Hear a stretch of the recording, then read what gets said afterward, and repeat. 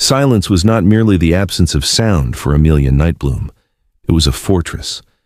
For 8 years, she had swallowed every scream, every sob, and every word, locking them deep within a chest of ribs and terrified heartbeats. In the colossal, drafty corridors of Whitfell Castle, she was a ghost in a gray apron, seen but never heard, used but never acknowledged. But ghosts are not supposed to bleed, and they certainly aren't supposed to burn when the King of Wolves walks into the room. One slip, one whispered breath would shatter the glass walls of her safety. She just had to survive him. The stone floor of the scullery was always cold, a leech that sucked the warmth straight through the thin soles of Amelia's worn boots. It was a biting cold, damp and smelling of old lye soap and freezing river water. Amelia scrubbed. Her hands, red and chapped, moved in a rhythmic circle, the stiff bristles of the brush scraping against the granite. Scrape, swish, scrape, swish. The rhythm was her meditation, the only thing that kept the panic from clawing up her throat. 8 years. She counted the years by the winters. This was the 8th winter since her family's pack had been obliterated, erased from the maps by political treachery that left her an orphan in enemy territory. To speak was to reveal her accent, her lineage, her truth. So she had become the mute maid, the girl with the damaged throat, the simpleton who scrubbed and polished and vanished into the shadows. "Faster, you useless mute!" The screech of Rosalind Greycourt shattered the morning calm.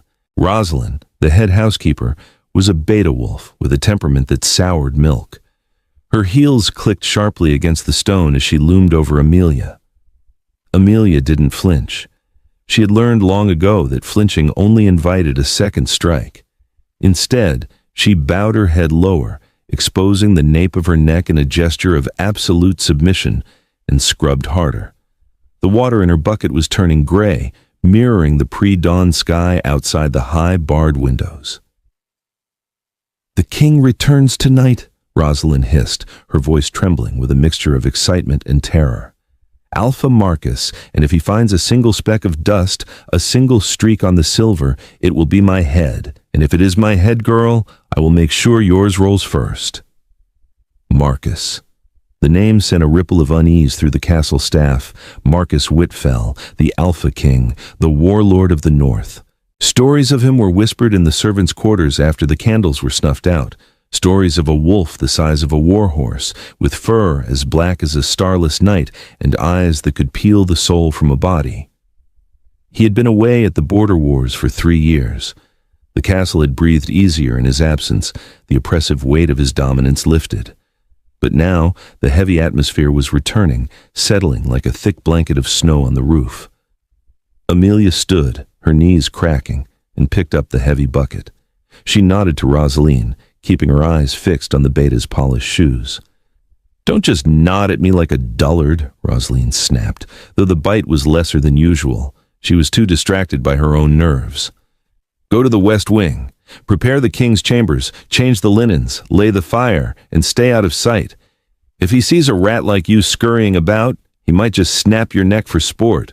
Amelia scurried away, clutching the bucket handle until her knuckles turned white.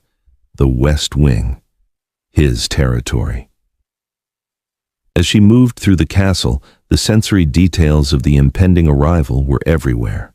The air smelled different today, sharper, laced with the metallic tang of polished armor and the earthy scent of pine brought in with the firewood.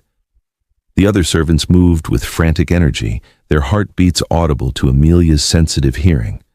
Thump, thump, thump, thump. Fear was a percussion instrument, beating a frantic tempo against the stone walls. She reached the king's chambers. The double doors were heavy oak, carved with the intricate saga of the first wolves. Pushing them open, she was hit by a scent that had lingered even after 3 years of absence. It was faint, buried under dust and neglect, but unmistakable. Storms and cedarwood. It was a scent that made the wolf dormant inside her stir, a dangerous, foolish thing. She suppressed it instantly, visualizing a cage, locking the beast away.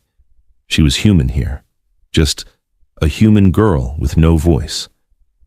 The room was vast, dominated by a 4-poster bed draped in heavy velvet, the color of dried blood.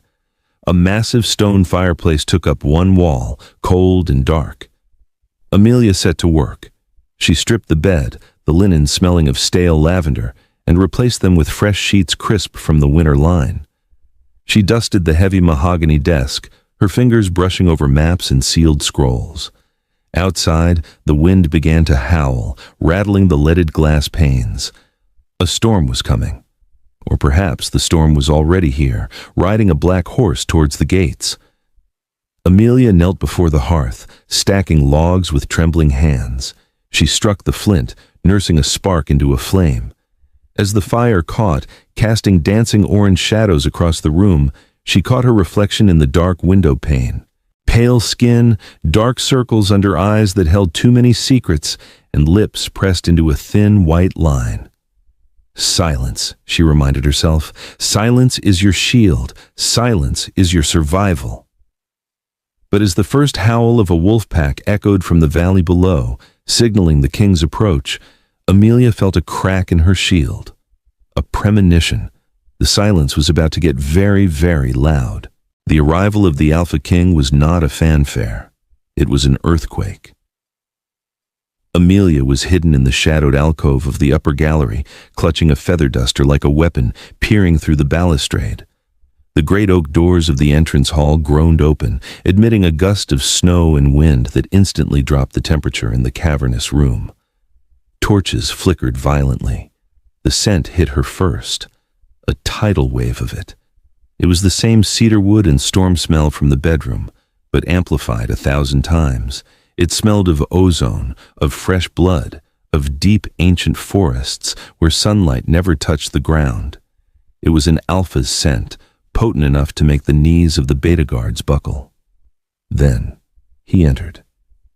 Marcus Whitfell was a monolith of a man. He wore black leather armor battered by battle, a heavy fur cloak draped over broad shoulders that seemed to carry the weight of the mountain itself. His hair was dark, wet with melted snow, plastered against a forehead, etched with exhaustion and ruthlessness.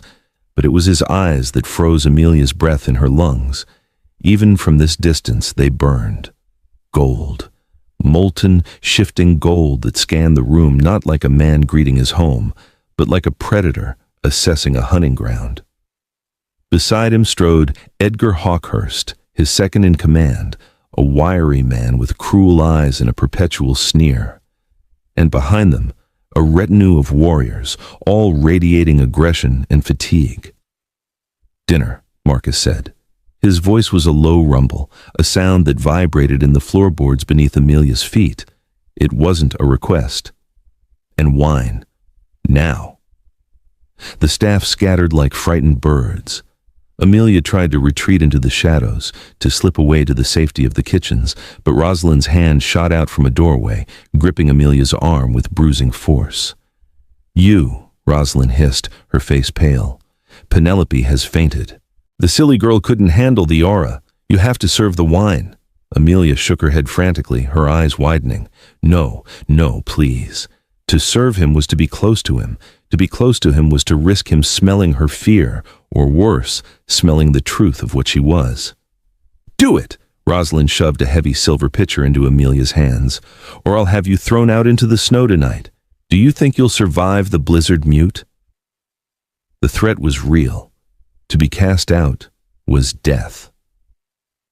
Amelia gripped the cold silver handle, her heart hammering against her ribs like a trapped bird. She lowered her head, letting her hair fall forward to curtain her face, and stepped out of the shadows. The dining hall was tense. The warriors ate with savage hunger, the only sounds the clinking of cutlery and the tearing of meat. Marcus sat at the head of the table, isolated by his own power. He hadn't touched his food. He was staring into the fire, one hand wrapped around a goblet, his expression unreadable. Amelia moved around the table, filling cups. She moved with practiced silence, a ghost in the periphery. "Don't look at him. Don't breathe too deeply. Just pour." She reached Edgar Hawkhurst first. He leered at her as she poured, his hand brushing unnecessarily against hers. Amelia recoiled internally but kept her hand steady. "A mute serving wine?" Edgar chuckled, the sound grating. "At least she won't gossip, eh, Marcus?" Marcus didn't answer. He didn't even look up. Amelia moved to the head of the table, to the king. Up close, the sheer heat radiating from him was staggering. He was a furnace. She could see the rough stubble on his jaw, the scar that bisected his left eyebrow, the tension in the tendons of his hand. She stepped closer, the pitcher heavy in her trembling hand. As she leaned in to pour the dark red wine into his goblet, a log in the fireplace snapped with a loud crack. Amelia flinched.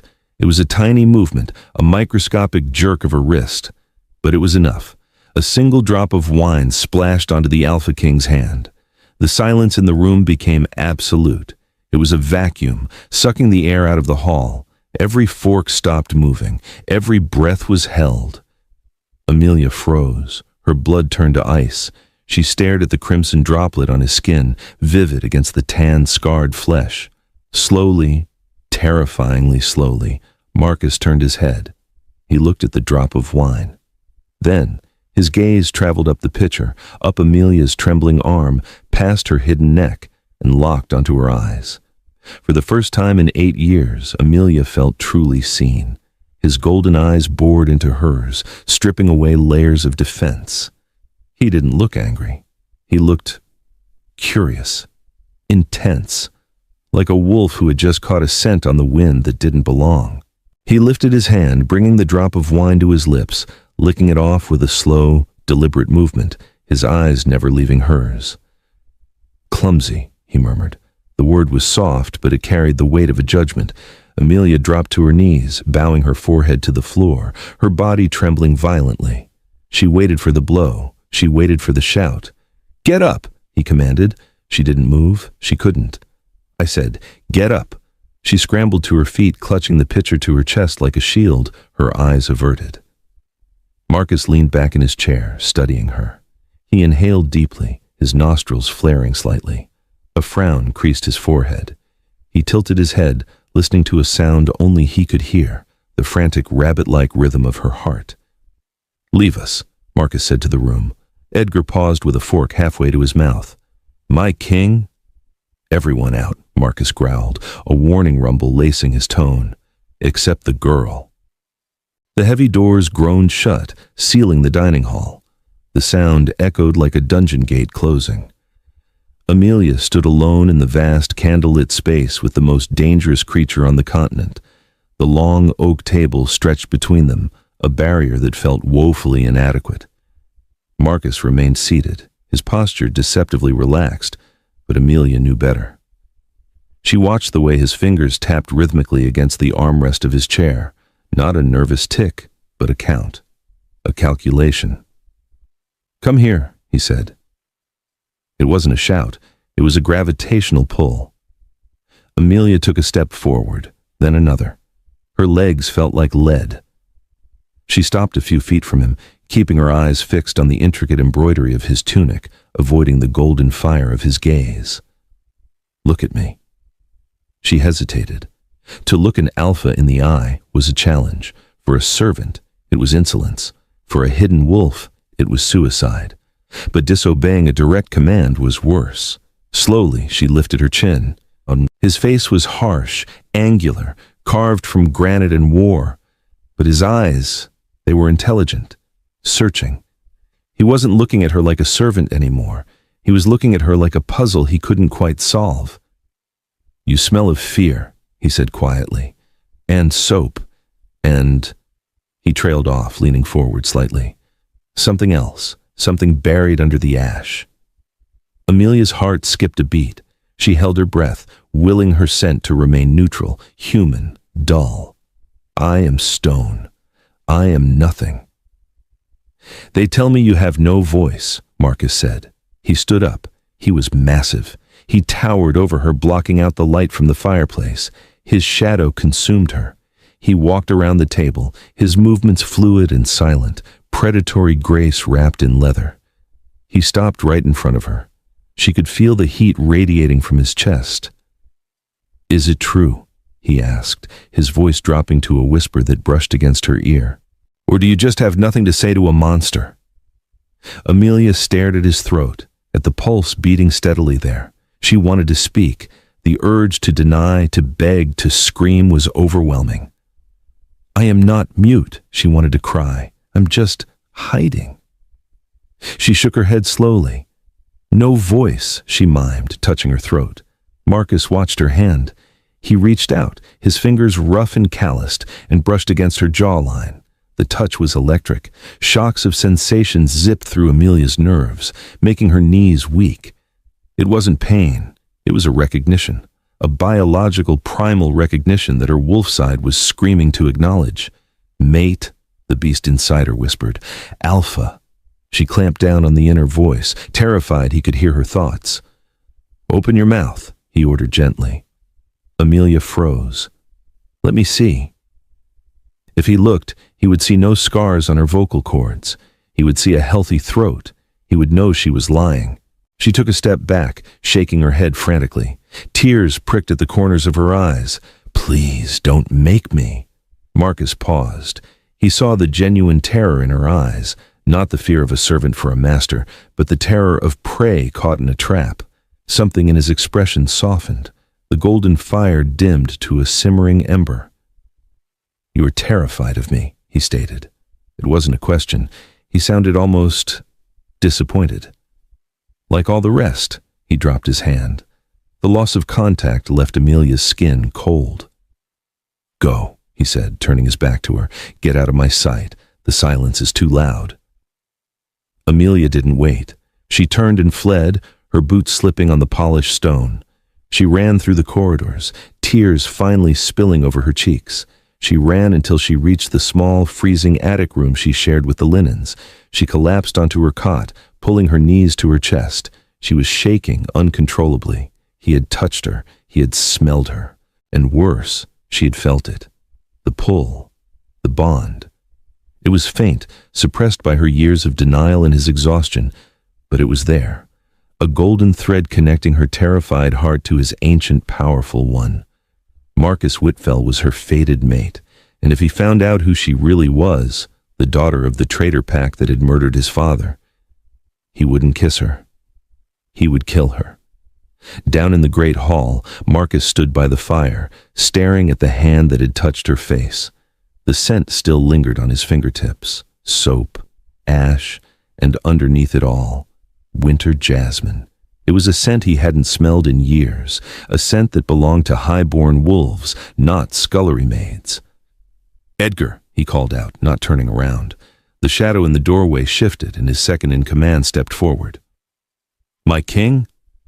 "The mute girl," Marcus said, rubbing the tips of his fingers together. "Find out where she came from. Find out who she was before she stopped speaking." Edgar's eyes narrowed. "She's just a scrub, Marcus. Why does it matter?" Marcus turned, the firelight catching the feral glint in his eyes.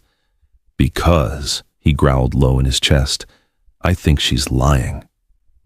The days following the Alpha King's return bled into a gray haze of terror for Amelia. The castle, once a cavern of predictable misery, had transformed into a cage lined with invisible tripwires. Every shadow felt like it held a pair of golden eyes.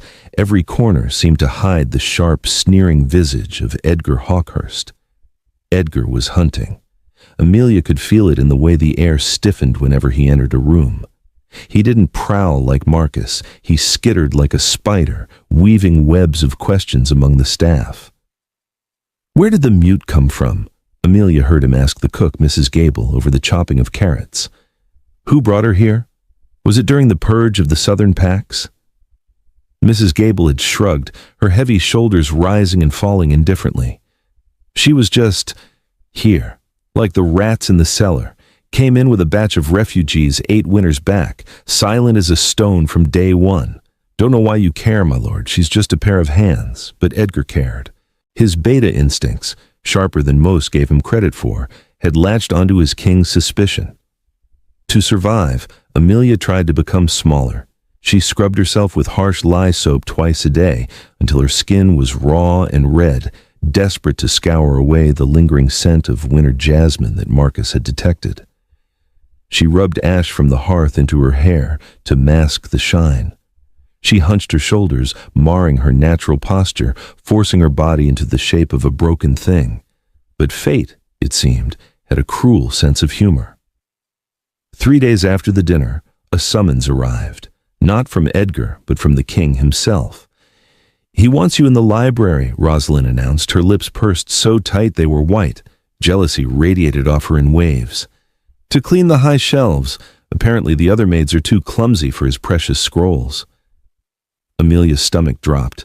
The library was Marcus's sanctuary.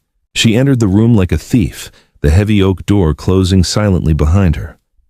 The library was a masterpiece of architecture, a 2-story rotunda lined with floor-to-ceiling bookshelves, smelling of old paper, leather, and the heavy, intoxicating scent of him.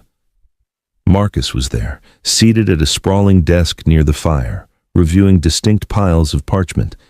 He didn't look up when she entered, but his pen stopped moving. "The ladder," he said, his voice low and vibrating through the quiet room. "The shelves on the east wall, they are covered in soot." Amelia nodded to his back and grabbed the heavy wooden ladder. She dragged it to the east wall, the scrape of wood on stone sounding deafening to her ears. She climbed, her heart hammering a frantic rhythm against her ribs. Just clean and leave. She reached the top shelf and began to dust the leather-bound spines of ancient history texts. From her vantage point, she dared a glance down. Marcus had resumed writing, but his posture was rigid. He was like a coiled spring. "My beta tells me you have no family," Marcus said suddenly. He didn't shout. The acoustics of the room carried his deep voice straight to her. Amelia froze, her hand hovering over a book titled Lineages of the High North. She gripped the ladder, her knuckles white. "He tells me you arrived 8 years ago, the same year the Nightbloom Pack was destroyed for treason." Amelia's breath hitched. A tiny, involuntary sound, a soft gasp, escaped her lips. Marcus turned in his chair, slowly, deliberately looking up at her. The distance between them felt non-existent. "A tragic affair," he mused, his golden eyes locking onto hers, pinning her to the ladder.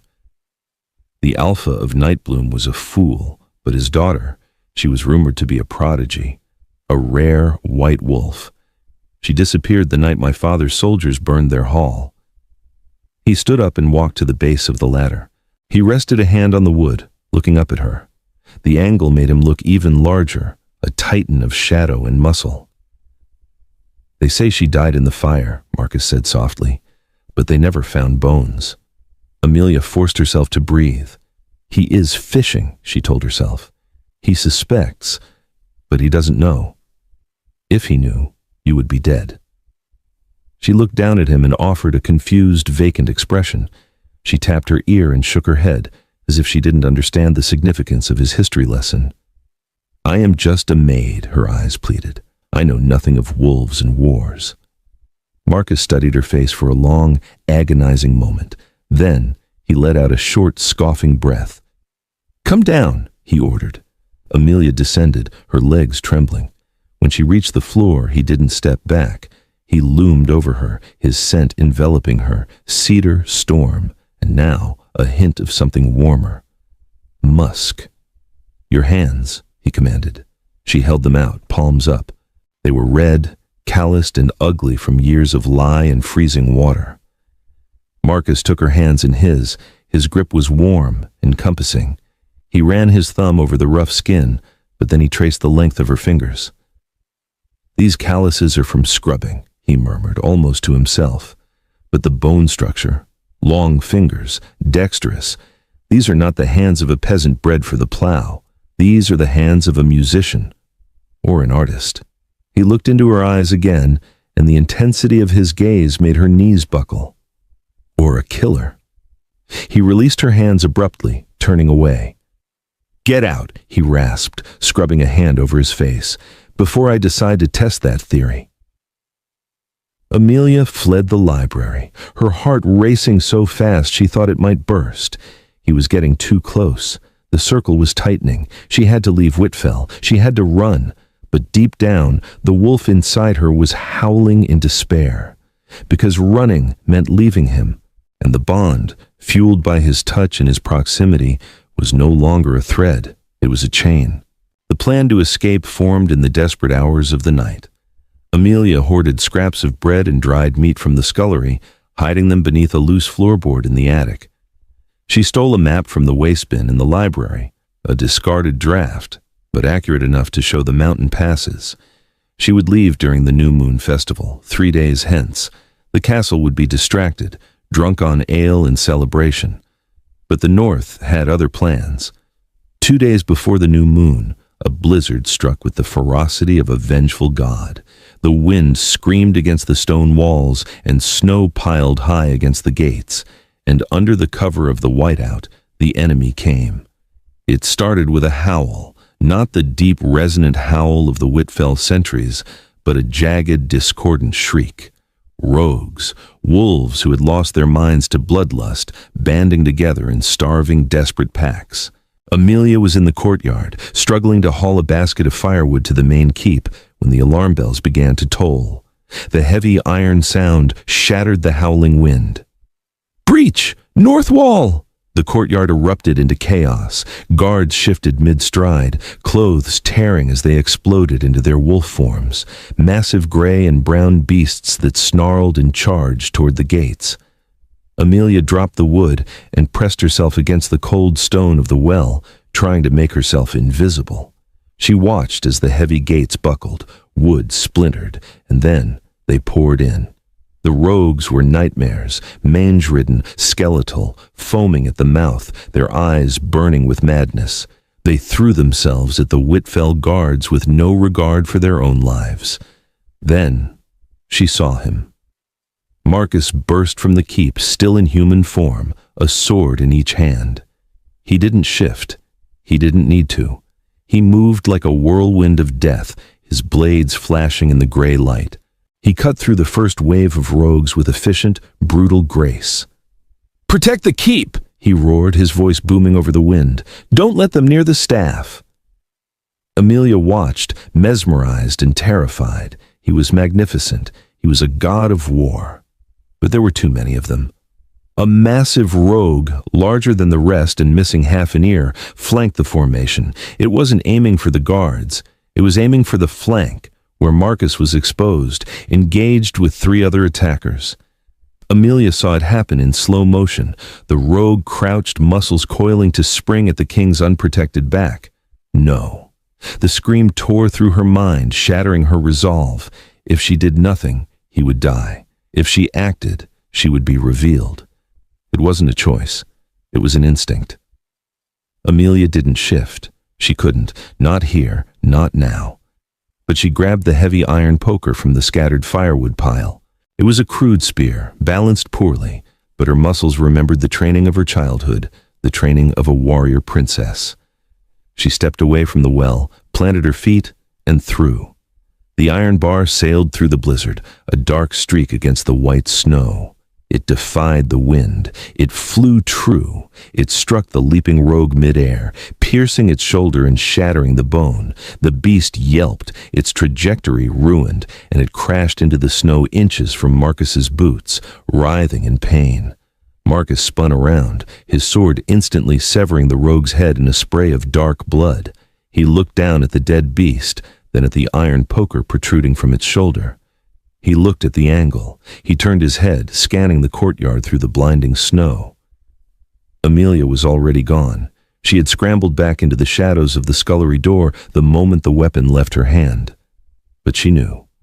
She knew he had seen the trajectory. He knew that throw hadn't come from a panicked maid flailing in the dark. That was a hunter's throw. Inside the scullery, Amelia collapsed against the door, sliding down to the cold floor. Her arm throbbed from the exertion. Her heart was beating a frantic rhythm against her ribs. "I saved him," the wolf whispered, proud and terrified. "I doomed us," the human wept.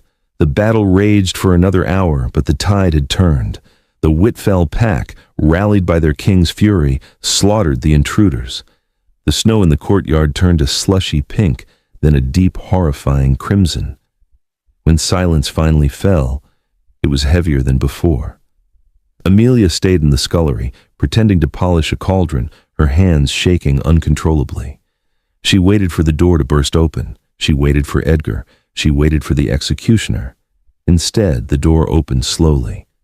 It was Marcus. He was covered in blood, most of it not his own. His chest heaved with exertion, steam rising from his skin in the freezing air. He held the iron poker in his hand. He walked into the room, the other servants fleeing at the sight of his blood-soaked form. He stopped in front of Amelia. He dropped the iron bar onto the stone floor with a heavy clang. "Clean it," he said. His voice was rough, wrecked from shouting. Amelia looked up, her eyes wide. He stared at her, his expression unreadable. There was no accusation, no interrogation, just a burning, intense acknowledgement. He looked at her right shoulder, the one she had used to throw. He saw the slight tremor in the muscle. "And bring water and bandages to my chambers," he added, turning to leave. "I am wounded." He paused at the door, not looking back. "You have good aim, girl, for a mute." The walk to the king's chambers felt like a funeral procession. Amelia carried a basin of hot water, clean linens, and a jar of healing salve that smelled of arnica and comfrey. Her hands were steady now, calmed by a strange, fatalistic acceptance. The game was ending. When she entered the room, Marcus was sitting on the edge of his bed, stripped to the waist. The firelight danced over his skin, highlighting the tapestry of scars that mapped his history of violence. A fresh gash ran across his ribs, not deep enough to be fatal, but ugly and weeping blood. He didn't look up as she approached. He simply gestured to the wound. Amelia set the basin down on the nightstand. She wrung out a cloth in the steaming water and began to clean the wound. She worked with efficient tenderness, her fingers brushing against his hot skin. Every touch sent a jolt through her. The mate bond was singing, a high, clear note of rightness that drowned out her fear. Marcus sat like a statue, watching her hands. He hissed slightly when the antiseptic salve touched the raw flesh. "Easy," he grumbled. Amelia paused, her hand hovering over his chest. She met his eyes. For a moment, she forgot her station. She glared at him, a silent reprimand for being a baby about a scratch. Marcus blinked. Then a corner of his mouth twitched upward, a ghost of a smile. "You have fire in you," he murmured. "I saw it today." Amelia went back to bandaging him, wrapping the white linen around his torso. She had to lean in close to pass the bandage behind his back. Her cheek brushed against his bare shoulder. The scent of him, blood, snow, and cedar, filled her nose. She felt his breath hitch. His heart rate accelerated, a thumping drum against her ear. "Why did you save me?" he asked. His voice was barely a whisper, intimate and dangerous. Amelia tied the knot of the bandage, her fingers lingering for a split second too long on his chest. She stepped back, picking up the basin to leave. Marcus's hand shot out, grabbing her wrist, not hard but firm, an anchor. "Answer me," he said, "and don't you dare give me silence." Amelia looked at his hand on her wrist, then up at his face.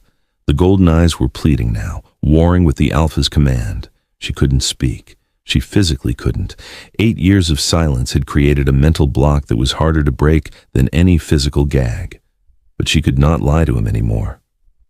She set the basin down. With her free hand, she reached into the pocket of her apron and pulled out a small dried flower she had kept pressed in a locket she wasn't supposed to have. A winter jasmine. She placed the fragile dried blossom in his large blood-stained palm. Marcus stared at the flower. His eyes widened. The realization hit him like a physical blow. Winter jasmine was the sigil of the Nightbloom pack. It was a scent, a symbol, a declaration of identity. He looked up at her, shock rewriting the harsh lines of his face. "Nightbloom," he breathed. "Amelia Nightbloom." The name hung in the air, heavy and forbidden. Amelia didn't deny it. She stood tall, straightening her spine, shedding the hunch of the servant. She lifted her chin, looking him dead in the eye with the pride of an Alpha's daughter. "Yes," her eyes said, "I am the enemy in your house." Marcus stood up, towering over her. The air in the room crackled with energy. This was the moment he should call the guards. This was the moment he should execute the traitor. Instead, he stepped closer, invading her space until their bodies were almost touching. He raised his hand, not to strike, but to cup her face. His thumb traced her lower lip. "You should have let that wolf kill me," he whispered, his voice rough with emotion. Do you know what the council will do if they find you? Do you know what I am sworn to do?" Amelia trembled, a single tear escaping to track through the ash on her cheek. "But you didn't," Marcus said, answering his own question. "You saved me." He leaned down, his forehead resting against hers. It was a gesture of immense intimacy, a surrender. "Why?" he groaned. Amelia closed her eyes, the tears falling freely now. She took his hand, the hand of the man whose father had destroyed her world, and placed it over her heart. Thump, thump, thump, thump. It wasn't beating with fear anymore. It was beating in sync with his. Marcus froze. He felt it, the rhythm, the call, the undeniable biological truth that defied all politics and all wars. "Moon goddess, have mercy," he whispered against her lips. "You are mine." The revelation hung in the air, fragile as frost on a window pane. Mine. The word was a vow, but it was also a sentence. Marcus locked the heavy oak doors of his chambers, the click of the iron bolt echoing like a gunshot. For 3 days, time bent and warped inside those stone walls. To the castle staff outside, it was a scandal of salacious proportions, the Alpha King taking a mute maid as a mistress. Whispers slithered through the stone corridors like vipers, carrying venomous rumors to every ear in the stronghold. But inside, the reality was far more dangerous.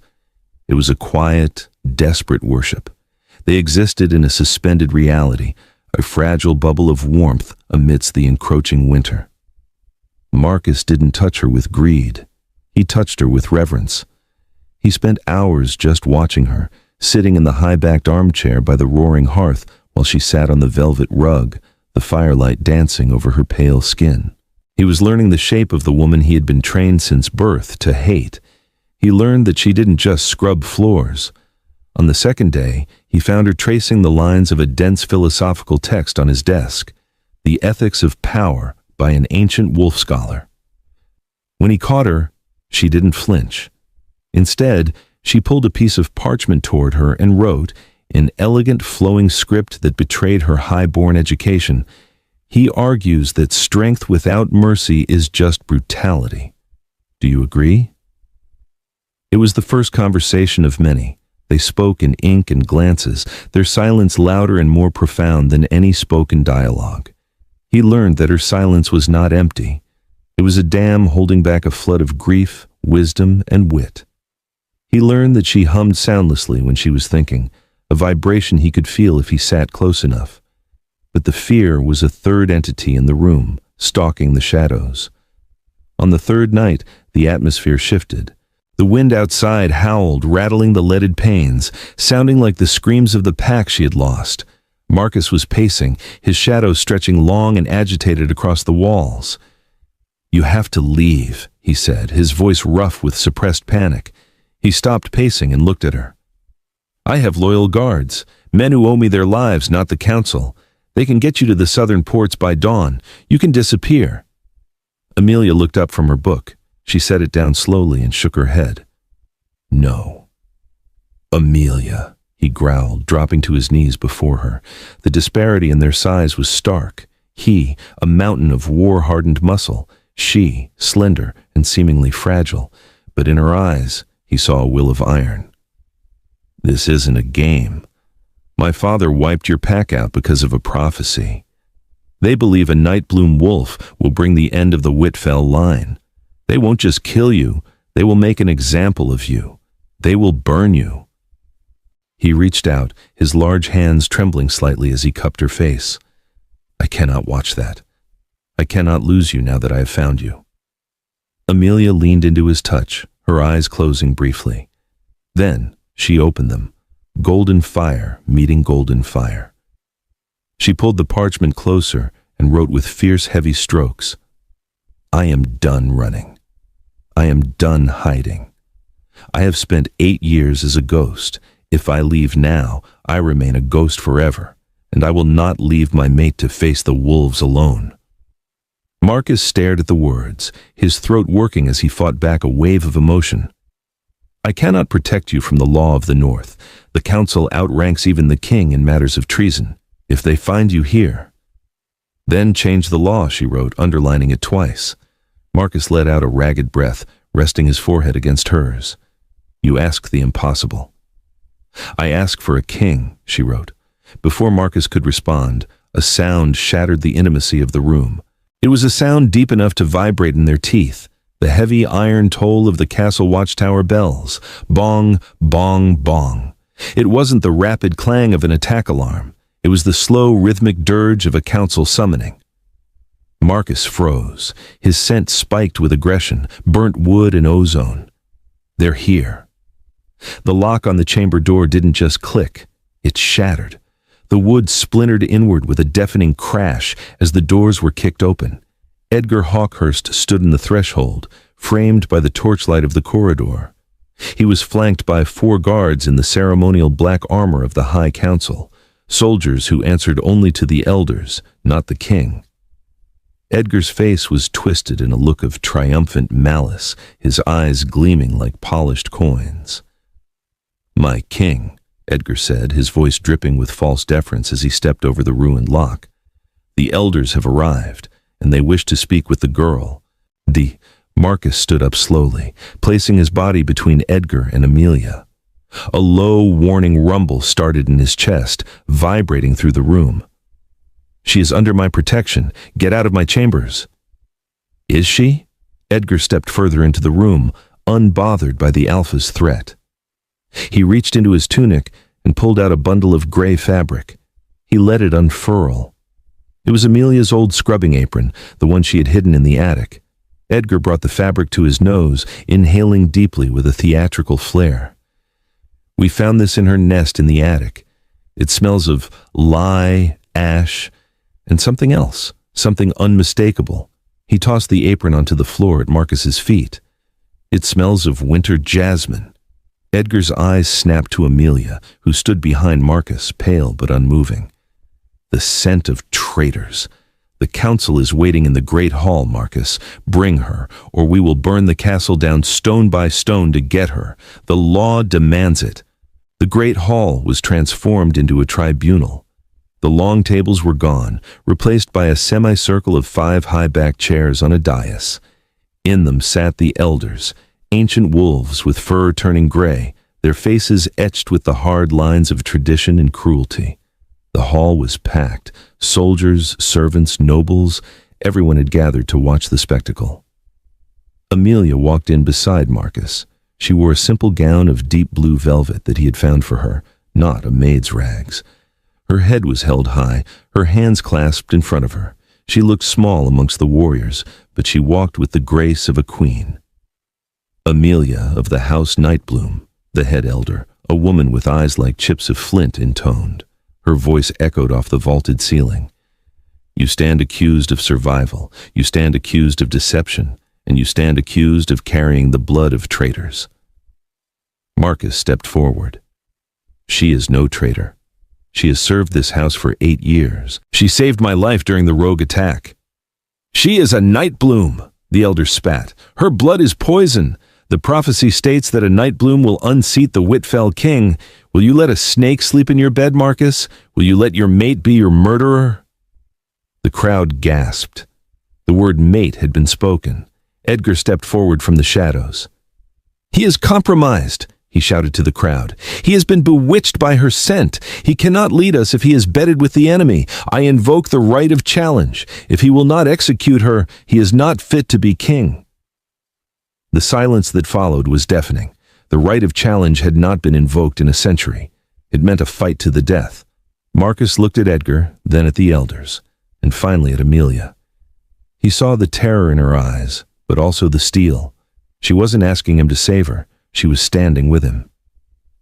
"I accept the challenge," Marcus said, his voice calm and cold as a glacier. "But not for the crown. For her." He stripped off his heavy cloak. "If I win, she lives. She is recognized as my mate and queen, and the Nightbloom name is cleared." "And if you lose?" Edgar asked, drawing his sword.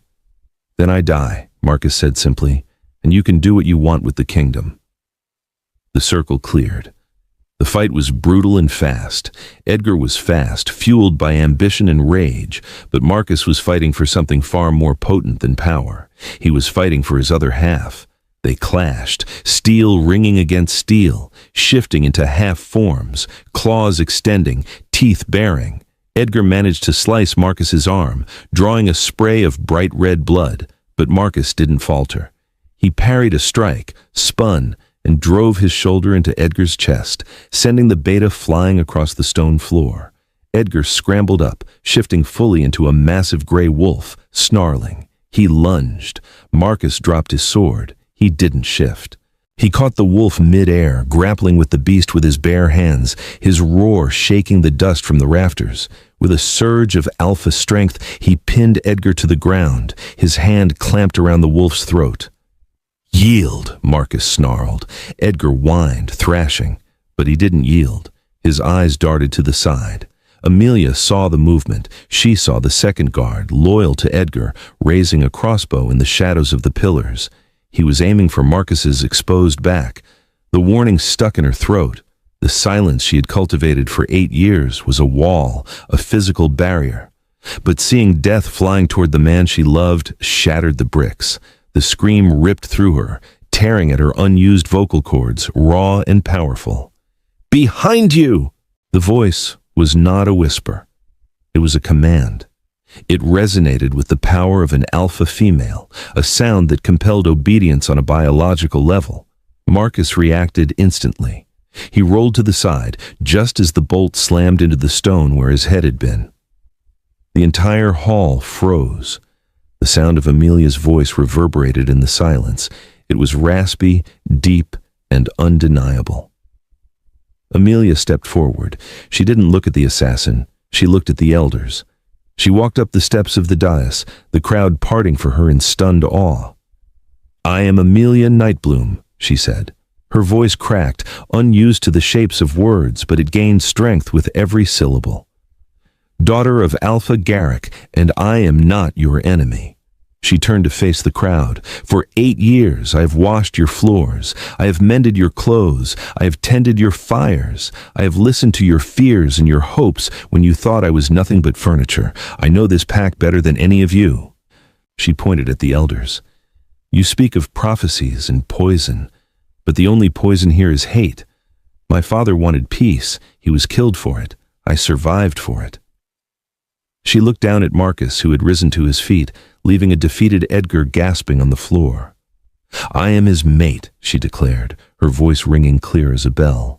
"Not because of a curse, but because he is the other half of my soul, and if you want to kill him, you will have to tear through me first." She shifted. It happened in a burst of blinding white light. The fur that erupted was not gray or black, but pure, snowy white, the mark of the ancient royal lines of the north, a white wolf, a creature of legend. The white wolf stood on the dais, towering and magnificent, her golden eyes blazing. She threw her head back and howled.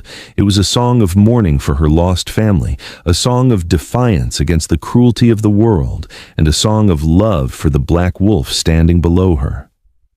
One by one, the wolves in the hall dropped to their knees, not out of fear but out of instinct. The white wolf was holy. To harm her was to curse the pack for eternity. Even the elders, trembling in their high seats, bowed their heads. Marcus walked up the steps. He didn't shift. He approached the massive white wolf and buried his hands in her thick fur. He pressed his forehead against hers. "Speak to me," he whispered. Amelia shifted back, the light fading to reveal the girl in the blue dress, breathless and radiant. "I love you," she said, her voice rough and beautiful. "My king." Marcus smiled, a true, unburdened smile that transformed his face. "I love you, my queen." 5 years later. The winter snow was falling softly on the balcony of Whitfell Castle, but the air was not cold.